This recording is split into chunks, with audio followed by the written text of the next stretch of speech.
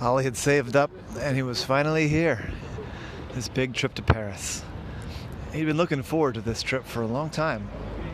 And it was go time. He'd found a small, cheap hotel and gotten a flight, and here he was. And he wanted to find the Chapel of Saint-Sulpice, which is the second biggest church.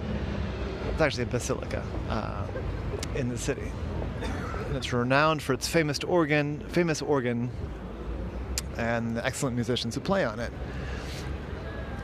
But he was looking for the signs, and there are tourist-type signs, wayfinding signs throughout the city. And as he made his way into the part of the city called Saint-Germain, he saw a sign for Saint-Sulpice, and so he headed that way.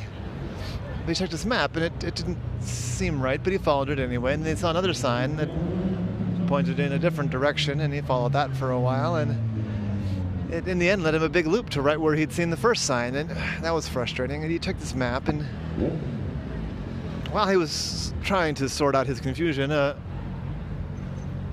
bicycle with a mechanic on it, a bicycle mechanic came by from the tourism board, and I said, "Hey, excuse me, I'm a little confused. I was trying to find Saint-Sulpice, and this sign seems to be, well, all the signs point in a big circle." And the guy said, "Again, not again, not again. It's been a repeated problem. Now it's Saint-Sulpice last week. It was Saint-Germain-des-Prés. Last week it was even the Louvre. Imagine being to Paris and not being able to find the Louvre. Shameful, shameful. I'll fix it." You say they all lead on to, okay, yeah, I get you. Thank you. It's been happening over and over, different things for the past month.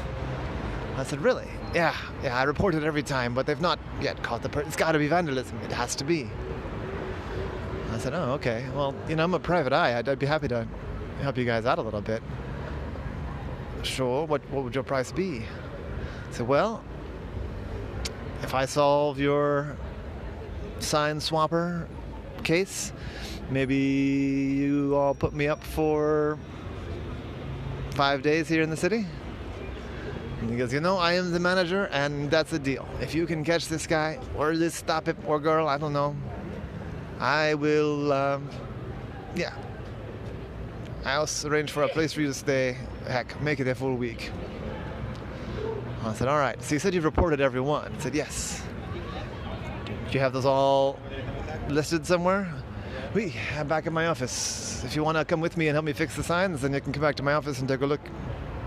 That's all I did, and it was actually kind of interesting to hear this, tourism board person, because this was a person who was passionate about making Paris accessible to people coming here to see the sights, and he lived in the city all of his life. And it's fascinating, and all these tales of what things were and what they used to be and what things have always been. It ended up being a great way to spend a couple of hours, like a personal tour guide around the neighborhood. And they did, he did point Ollie to Saint-Sulpice. But they went back to the office. I said, "Yeah, so I've been listing them here, and a couple of my deputies have also found signs." I said, "All right, do you have can I draw on that map over there?" "Oh, yeah, sure, it's just a tourist map, go for it." And so I started marking out all the locations where the signs had been reported to be, and sometimes they were turned in different directions, sometimes they were pulled off, sometimes they were defaced. And he dotted them all on a map and even coded in those different things.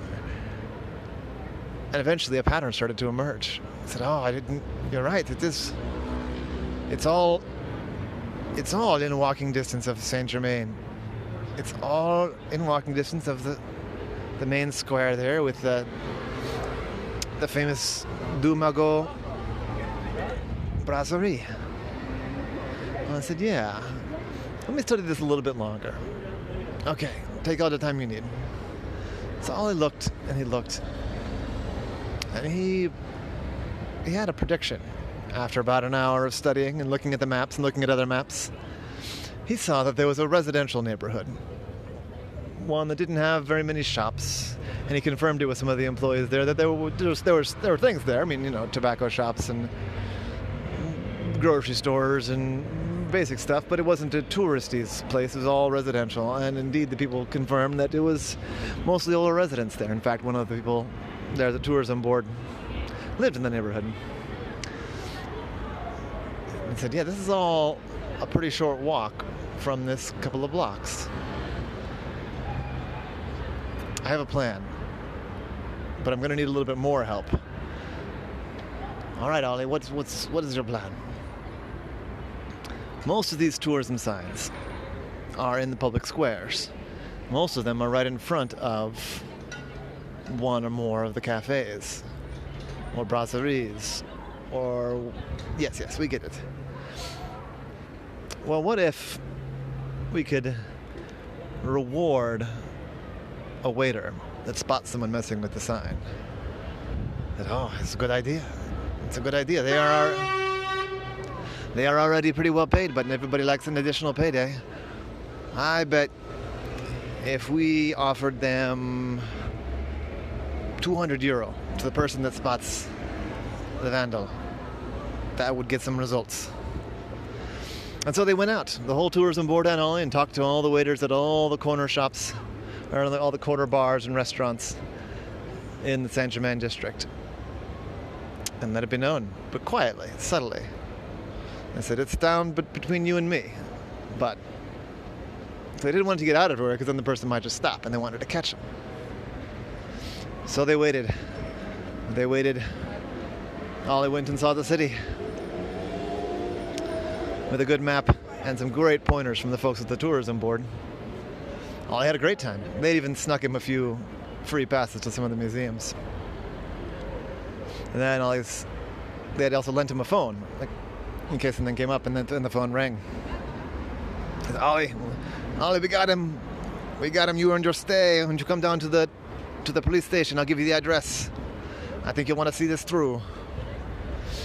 And so Ollie went straight to the police station, where he was welcomed in by the police and the tourism board. And there, sitting in there, was in fact, quite to the surprise of everybody, that same older member of the tourism board that lived in that neighborhood. And the manager of the tourism board said, What are you doing, Paul? Why would you do this? You'll lose your job. You'll go to jail. I said, I know, but I'm sick of all these tourists ruining my town. So I thought I'd just give him a run around and get him at least to go into a different neighborhood. It's a big city. They all have to hang out in my neighborhood. And I said, well, I'm sorry to have been an imposition on you, Paul, but you can't just go monkeying around with public works like that. I said, that's right.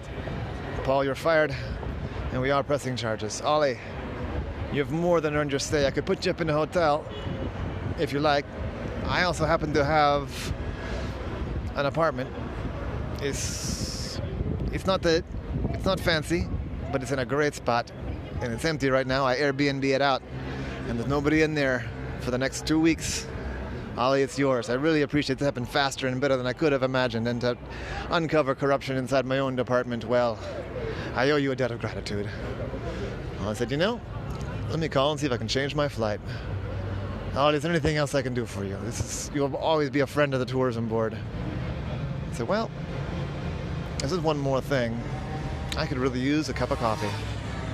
And that is the case of Ollie and the Paris sign changer.